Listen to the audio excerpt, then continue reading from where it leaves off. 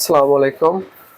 পঞ্চম শ্রেণীর শিক্ষার্থী বন্ধুরা, তোমাদের গণিত বইয়ের 27 পৃষ্ঠার 4 নং সমস্যা দেখো। বলছে একটি কুয়া খুঁড়তে 8 জন ব্যক্তির 2 দিন সময় লাগে।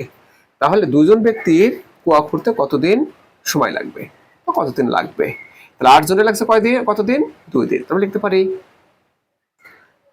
8 জন ব্যক্তির সময় লাগে কয়দিন? 2 দিন। দেখো, অতএব একজন ব্যক্তির সময় লাগে 2 গুণ 8 দিন। এখন বলতে পারে এখানে গুণ কেন হচ্ছে? অ্যাকচুয়ালি কি কাজ, ঠিক আছে? একটা হলো কাজ আর হলো খাবার। এটা সবসময় একজনের বেশি সময় লাগে। ধরো একটা ঘর বানাবা, তাই না? এই ঘরটা ধরো বা একটা কুয়ার কথা বলছিলাম, কুয়ায় দেখাচ্ছি, এরকম একটা কুয়া বানাবা। এটা 8 জন লোকের যদি 2 দিন লাগে, 8 জন পরিশ্রম করবে, কয়জন? 8 জন। এখন আমি বললাম কি তোমার 8 জন আসতে হবে না, তুমি একজন আসো, তাহলে তুমি কতটুকু কাজ করতে পারবা? কত সময় তোমার লাগবে এই কুয়াটা খুঁড়তে? অবশ্যই আর 8 গুণ সময় লাগবে, কারণ একজন তো এতটুকু খুঁড়বে।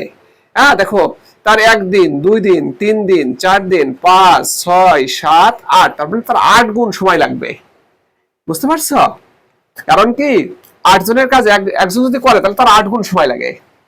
আবার খাবারের ক্ষেত্রেও তাই হয়, যে 8 জনের খাবার তুমি একজনে খাবা, সেক্ষেত্রেও কি তোমার লাগবে ওরকম অত গুণ লাগবে। 8 জনের খাবার একজন খাবে, তার 8 গুণ সময় লাগবে। ঠিক আছে?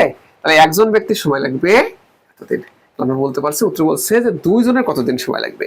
হ্যাঁ, এখন আবার ভাগ হবে।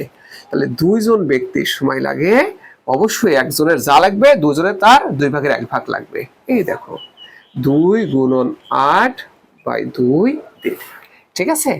তো আমরা কাটাকাটি তো শিখছি যে একই সংখ্যা দিয়ে ভাগ করা। দেখো এখানেও 2 আছে, 2 কে 2 দিয়ে ভাগ দাও, ভাগফলে 1 হবে। এই 2 কেও 2 দিয়ে ভাগ দাও, ভাগফল কত হবে? 1। তাহলে কতদিন লাগে? 8 দিন সময় লাগবে। অর্থাৎ 2 জন ব্যক্তি যদি এই কুয়াটা খুঁড়তে যায় তখন তার কত? 8 দিন সময় লাগবে। ঠিক আছে? তো ফ্রেন্ডস, তোমাদেরকে অসংখ্য ধন্যবাদ এই ক্লাসে অংশগ্রহণ করার জন্য।